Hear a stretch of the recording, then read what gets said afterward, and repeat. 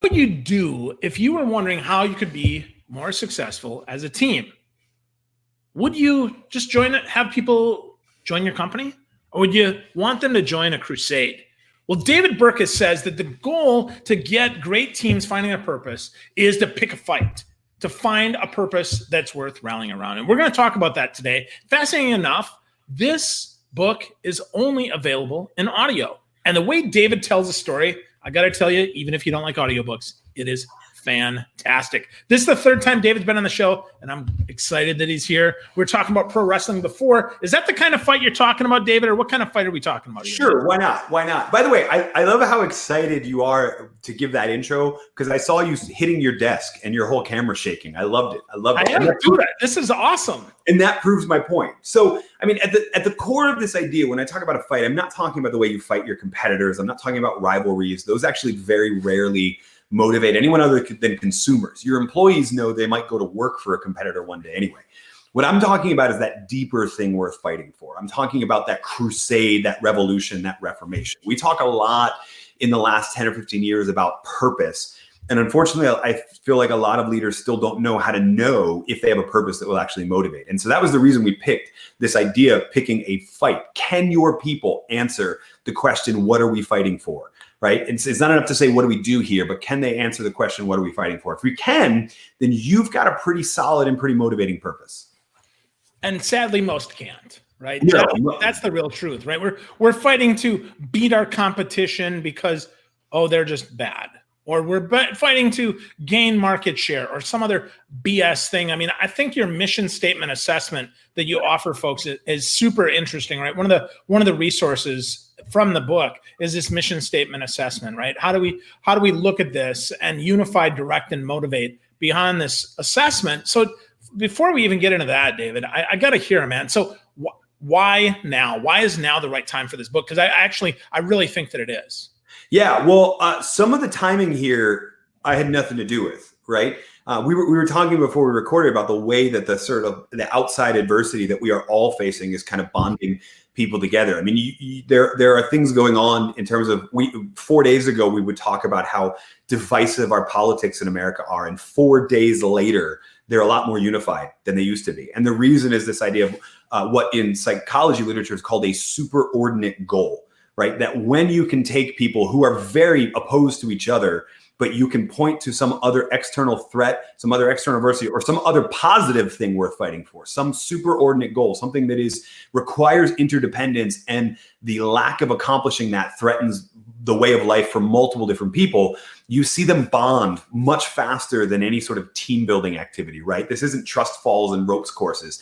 This is, if we don't get together, this bright future will not happen and this dark one will take over. And that merges people a lot faster. But, as we talked about this idea that for leaders, when you ask that question, what are we fighting for? Unfortunately, too many of them are still answering in one of two ways. Either they're doing what you said, the market share thing, and they're saying we're fighting this or that. And that might motivate you at the senior level, it might motivate customers, but it doesn't motivate frontline employees.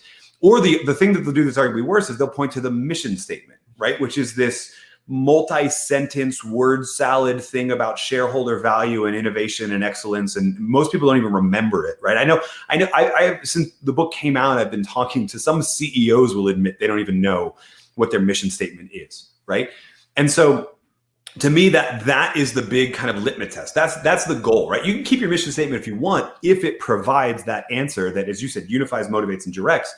If it makes it look like, yes, this is the revolution that we're about, or this is the underdog fight that we're taking on, or these are the people that we serve, so because we know that their lives are a fight. Those are the things that actually motivate people, that stir men's souls. Shareholder value is not one of them. Oh, come on. I just want to synergize and create value and all this. No, that's total bunk, right? I mean, that isn't inspiring. No, it's not. There's a Weird Al song. You can see the video on YouTube. We'll have to I'll post it. I'll go back on this and post it in the comments. But he actually wrote a song called Mission Statement, and it's literally a 4-minute long word salad of this. And it's weird because each of these terms individually has some level of meaning, but when you start to throw so many of them together, it doesn't really motivate people. And the other thing that happens is people debate all of the intricacies of the word, right? I mean, fundamentally to me, I don't care if you use the word fight or not. What I care about is you picking a word that has that same level of intensity to it, that this is an injustice in the world that we're trying to solve, or this is a situation facing our customers or our stakeholders that we are helping them resolve. That level of intent, I don't care what word you pick. But unfortunately, that's where a lot of the mission statements go wrong, is we do this offsite where we're going to write it and everybody turns into like a parliamentarian or a college English professor and debates all these little connotations.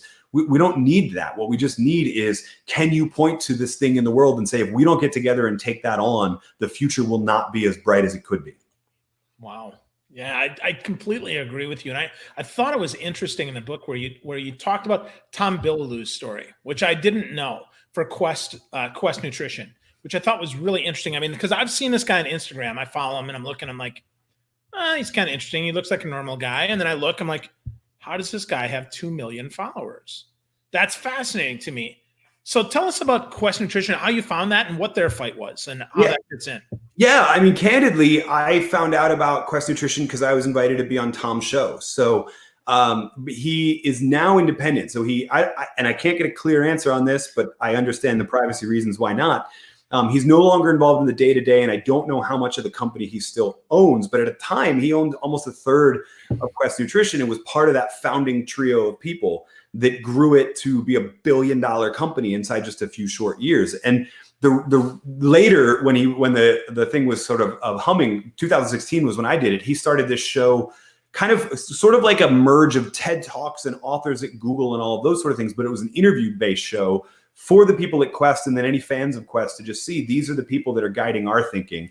And I was lucky enough to get an invite, and that's how I found out about it. His story, beyond what he's doing now as a personal brand, his story is absolutely insane. Those three founders were working together, basically a data security company, like a standard kind of internet software tech company, does well, but it's not all of that inspiring or motivating. It's not fighting for anything.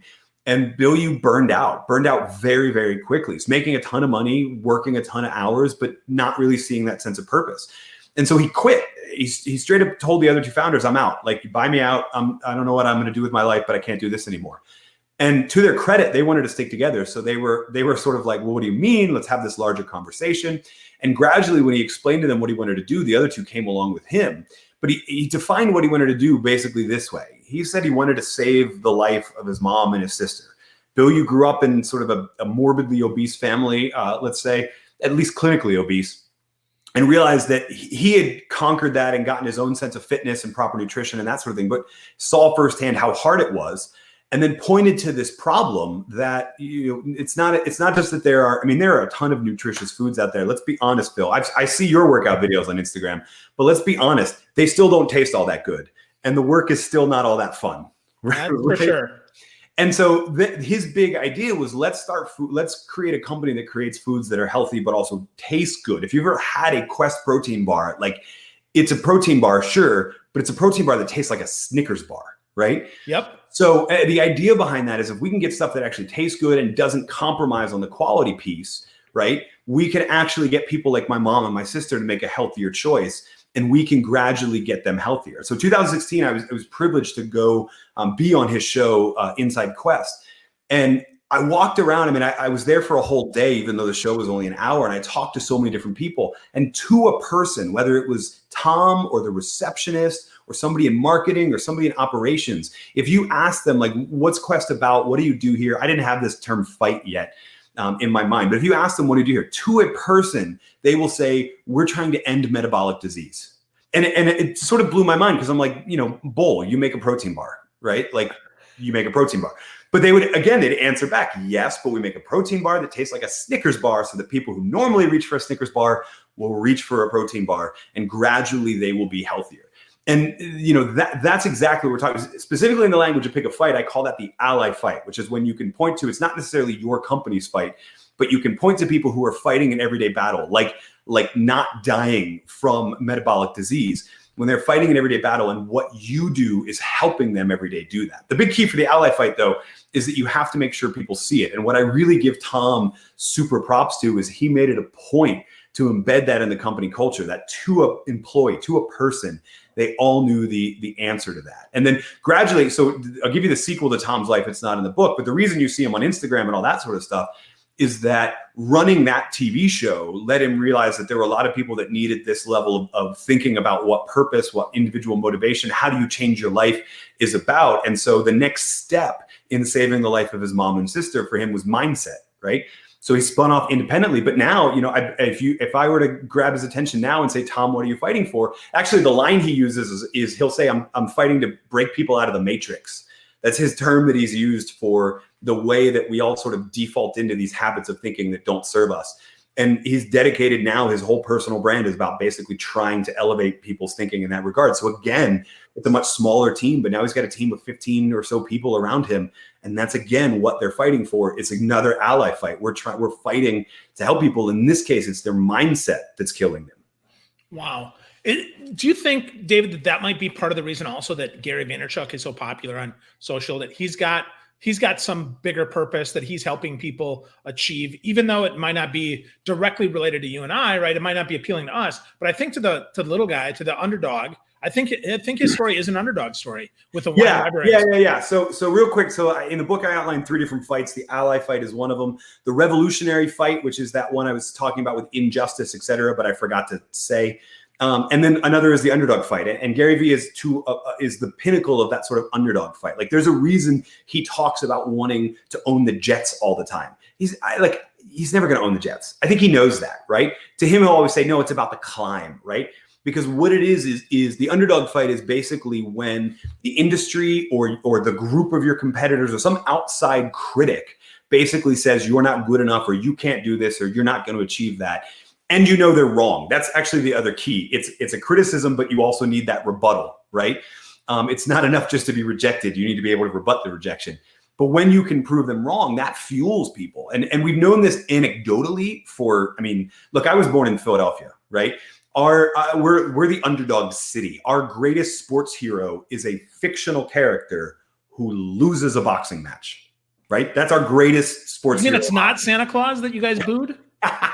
No, see, he's like, yeah. Anyway, but it's Rocky. It's that Rocky Balboa. Rocky loses the first fight, but what does he say to Adrian halfway through? He says, "I don't care about winning or losing. I want to go the distance because I want to prove to people I'm not a bum." Now, what we know more recently from about the last 5 or 10 years of psychological research is that same thing really is a motivating fire. There's a ton of research, most of it led by a researcher at Penn named Samir Nur Mohammed, on when you encourage people to frame their career or frame their situation as this underdog, people have criticized us and we're going to prove them wrong, you tap into some sort of internal motivation drive that just isn't there otherwise. And so, Gary Vee has built his career around that idea. First, there's the individual with Wine Library TV, and I'm doing something differently. Then VaynerMedia was that idea of like, all of the legacy advertising agencies, they're criticizing me, but they're wrong because they're ignoring digital. It seems dumb to say this in 2020, but when he started in 2010, they really were ignoring digital, and that was his big thing, right? Now he's trying to sort of convey that to individuals in this idea. And what's fascinating is that for him, it's not actually about encouraging all these other individuals to hustle and own the Tampa Bay Buccaneers while he owns the Jets. Like, he's not, but what he's saying is like, there are all of these people in your life that are saying, you can't do this, you can't build that, whatever. If you build your own thing and it only makes you $100,000 a year, $75,000 a year, but you're happy and it'll shut all those critics up, then that's winning, right? So this is sort of creating this whole generation of underdogs. Yeah, I love it. Because as I listen to your book, I'm thinking about different brands that I know, right? Different people like that. And I can tell you, the underdog story is the same for me. My 8th grade guidance counselor told me that I should stick to easy math because I'm never going to amount to anything, right? And I knew that was BS then. I know that's BS now, but that's the key, right? You have to have something to fight against, and then you have to have that belief that in something better, that you're right and not they're right. And I really think that's important. Yeah, and that is, and I really want to emphasize that second point, because that's the leadership imperative, right? It's not enough to just say, hey, everybody hates us or everybody thinks we're worthless, because they might be right. What you need to be able to do is point to, here's why they're wrong, right? And the fascinating thing is when you can do that, you can leverage the underdog fight when you're not even the underdog. Like after the book came out, somebody forwarded me this story, and full disclosure, I am still fact checking this. But one of the things that they told me was that Nick Saban has been famous inside the locker room for basically not letting his teams at University of Alabama, which is not an underdog. Well, they're an underdog when they play my team, the Oklahoma Sooners. But other than that, they're not an underdog in basically any capacity. But what he does is he basically prevents his players from reading the stories that are predicting success and deliberately feeds them the stories of people saying they're overrated, they're not actually as talented as they think, the SEC dominance is a myth, all of these things meant to sort of fuel that, right? So even when you're on top, like you can still point to critics as long as you've got that rebuttal. And that's what's fascinating. You need a rejection and a rebuttal, but when you can get them both together, some crazy motivating things happen, and some crazy things that bond your team together happen as well. Yeah, well, I think that's the whole Patriots way, is that they never get too high. And we're going to see, Tom Brady is going to help the Buccaneers win the Super Bowl this year. So we're pretty excited about that here. Although, your Sooners might still beat us. Let's be clear. So, well, I mean, that's college football, dude. I'm an Eagles fan. I actually, although hang on. I do have my memento of the one time the underdog story really happened. There you go. But nobody expected it, man. The best strategy for Philly people is to ignore the regular season because all of our good people are going to get injured. And then if we win the first game of the playoffs, be like, oh, now I'm paying attention, right? So for most of the football season, I pay attention to OU. In fact, I forget that football happens on Saturday too, or on Sunday too. I just watch it on Saturday. That's good strategy, David. Good strategy. You guys Oklahoma would probably beat the University of Tampa as well, but maybe not Florida. So we'll see. Well, I mean, depending on the year, they probably would beat the Buccaneers too. So there's that. That's a good point. Absolutely. Well, speaking of champions, so you collect these WWE belts. You got to talk about this, man, because I collect all this is fun, man. Right? But let's talk about the belts, man, because I don't collect. So I have to say, I don't collect all sorts of belts. I earn most of them. So we talked about this in the last show. Let me see if I can get this. Hang on. Yeah, let's see the belts, David. So for the last, one of the reasons this idea of fight resonated with me so much is for the last, my entire life I've done some form of martial arts. For the last 15 or 20 years, I've done jujitsu, which the coolest thing about doing jujitsu is often their grappling competitions involve belts as opposed to medals and that sort of stuff, which is just awesome, right? I mean, it's just cool. But I also at one point, because I got into this whole thing, I don't even know where did I put it? There it is. I got into this whole thing because when I was a kid, like I love the storyline. I love the underdog narrative. I love all of it relates to I see all of these through lines on why I want to write this book. But I used to love the storylines of professional wrestling. It's like soap opera with violence. What's not to love when you're a kid? I know you're the same way, right? Yes. So I was telling you offline that for my, and the only reason I think you're interested in this is that we talked about this in the last show with Belts We Earn. For my 35th birthday, I bought the ultimate, I think, pick a fight underdog memorabilia piece, which is World Heavyweight Wrestling Champion belt. And I should argue too, man, it's the Winged Eagle. Like if you are of the right age, this is the iconic belt. In fact, speaking of our underdogs, Gary Vee has one of these hanging in his office that he does the Ask Gary Vee show from and all that sort of stuff too. So that's my new, I'm gonna be honest. I trust you if you can recognize like who used to hold this belt and why, then I trust you. If you can't, I don't trust Booker T, five-time champion. So I'll tell you, my big one was for the longest time I followed Bret Hart, and that was my big, the sort of excellence of execution, all of that sort of stuff. Yeah. But you appreciate the narratives, like that belt in particular was the belt at risk during the Montreal screw job. You remember that? Yes, of course. With Shawn Michaels as the underdog and all that sort of thing. Yeah. I mean I think, and the reason I think this is so fascinating and I'm comfortable talking about, because I would never talk about this on HBR, for example, is that it shows you the power of that narrative, right? That way that you can frame something. I mean, fundamentally, even if you watch now, which I really don't because I'm a grown up and I have other things to do, but even as you watch now, there's more storytelling than actual wrestling going on. And that's always been the case, right? But it shows that if you know what you're doing and you know how to frame the right narrative, you really can have people on the edge of their seat. You really can have people willing to get in the ring themselves and sort of do that. There's a whole lot of power of this story. What's fascinating to me as a kid who used to love that and now trained as an organizational psychologist is how it's sort of dovetailing now. which I didn't expect, but I am happy to, what's the right term? Happy to leverage, happy to take advantage of, happy to abuse, whatever term you want to use.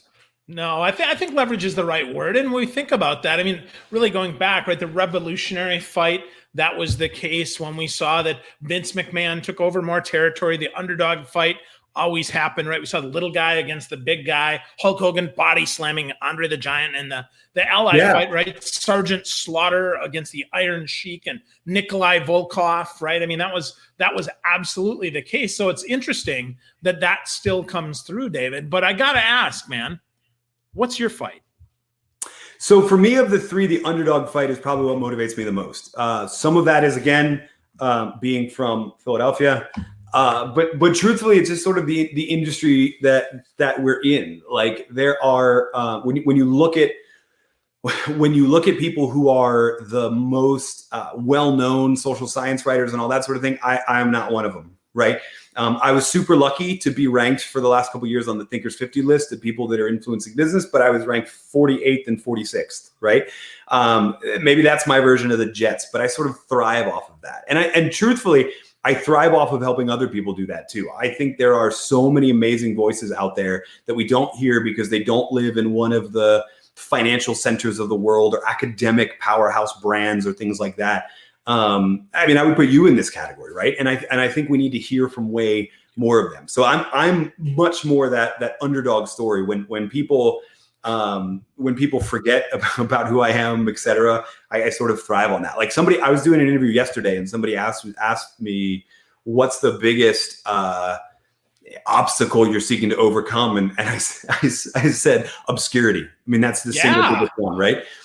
So for me, it's a lot that underdog fight. And I mean, it's one of the reasons, to be candid, it's one of the reasons we did this book a little bit differently is, I'm not trying to take on the established players of publishing, et cetera. And people have written diatribes about how bloated and that industry is, et cetera. But to me, it was about going direct. It was about not using my traditional publisher, getting the message out there faster and doing it a little bit differently. And then feeding off of that criticism that it is not as valid because it's not this printed thing that's in Barnes and Noble and all that sort of stuff. But you know what it is? I mean, I'm trying to get this into leaders, entrepreneurs, all of those sort of people's minds. And they read with their ears now. So why not do it that way? Yeah, I totally agree. I mean, I think it's brilliant that you did that. I love your resources. The fact you create a slide deck for people, a mission statement, assessment tool. I think those are fantastic. I mean, the book is less than $10 last time I looked, David. In fact, when I first saw it, it was like $4.12. Yeah, which is pretty crazy. Is that purposeful? Yeah. I mean, as cheap as we can get it, right? As short as we can get it. I mean, the fundamental reason, if to give you more on that underdog piece, because just to expand on that, the fundamental reason we did things a little bit differently is just to be totally candid. You're getting a first here on this interview. I pitched this idea to my traditional publisher, and they didn't want it, right? And then I kept talking to entrepreneurs, to senior leaders I talked to senior leaders of international organizations. They all really, really loved the idea. So I sort of said, screw it, I'll write it anyway, right? And I started writing it, and it was 20,000 words, which is like 20,000 words is what some people write as a book proposal to sell their larger book to the world of publishing. Yeah, that's a novella almost, yeah. Right, but the world of publishing vehemently believes that people won't buy a book unless it's 200 plus words, or the person's a Seth Godin-esque super famous, right? So what every writer that contracts with the traditional publisher struggles with is this battle over word count, because you often don't need the number of words that they think you need the number of pages for. So I started writing it. When I realized it was 20,000 words, that was my oh, well, now I have a decision to make, because I can think about the idea longer and do all the things traditional publishing would want me to do to craft it in a book and then send it back to them and go, are you interested in it now? Or I could just say, forget it. Let's get this idea out there as quick as possible. And so in some ways, the format it's designed to get direct to the people who need it as fast as possible, which is audio. I mean, literally, we recorded it 2 weeks before it went live, right? Yeah. And you don't need to do as heavy copy editing when you're only doing audio. It's just, people forgive you for grammar mistakes and things like that. And I think they enjoy listening to it more. But that's just me. So it was the idea to be as direct as possible, but it was also traditional publishing does not have the means to get this idea out as fast as possible. Now, all of this, by the way, was before the entire supply chain in America, if not the world, grinded to a halt, right? And ebooks and audio became the way most people are buying new things now. So all of that was before that. Whether or not we got lucky or unlucky, I don't know. But I know that it was a validation that going direct to the people who need this is going to work way better than running this inside this larger ecosystem of publishing. Yeah, I think so. I mean, it's 2.5 hours. It's a super easy read. I mean, you do a great job of storytelling. Your inflection is good. I mean, typically, I'll tell you, I'm probably in the minority where as much as often I like my friends that are authors' voices, I prefer a professional to read it. Yeah. And you did a great job. I mean, it's really strong, man. I can see you kind of bouncing as well when you're reading this stuff, which is really cool. I burned a lot of calories the day that we read it. And I forgot to say kudos to Audible for also getting that and getting behind the project, because this isn't like, oh, I just went it alone entirely. Like I basically tried to sell it to them, and they understand. Like I love partnering with them on this because they understand that same idea. We need to go direct to people, and this is how people want to consume this idea. So this is going to be a way better way to do it. Yeah, absolutely. Yeah. It's on Audible. It's fantastic. It's easy to listen to. It's easy on the ears. But David, I've got one more question. At the end of the book, you talked about you want us to join your fight. So talk to us about your fight and how we can join you. Yeah, I mean, fundamentally, I am fighting to make work suck just a little bit less, right? I'm motivated internally by the underdog fight with what I want to do in my career, but the larger fight is that revolution. I think that I think that most of us are using an outdated playbook for how we're managing and treating top talent. That was the subject of a prior book. I think I'll say this is sort of timely. I think work-life balance is actually a myth, because I think that if your work drains you, if you work with people that are toxic, you drag that home with you. It doesn't matter how many hours you spend at the office or not. We're going to experience this over the next couple of weeks, that if you are working with people that just drain you, even if you're working with them virtually, that's going to spill over into home, right? I think that people, as you said at the top, I think that people don't want to join a company anymore. Really talented people especially want to join a crusade, want to know that they have that sort of larger purpose. They want to do work that matters. They want to do work with leaders who tell them they matter. And that's the fight that I sort of recruited myself to join. And some of that is a way of framing my past decade of work as well. But it's also a way of putting down a flag or picking up a flag, whichever the better way to say it would be. Putting it down so that we can all rally around it. Right. And saying this is what I'm fighting for. This is what my work is going to be about in the future as well. And like I was saying with the underdog, I would love to get as many voices behind this idea as possible to make work suck just a little bit less, and hopefully make it not suck at all. But that'll take some time. For now, let's just make it suck a little bit less.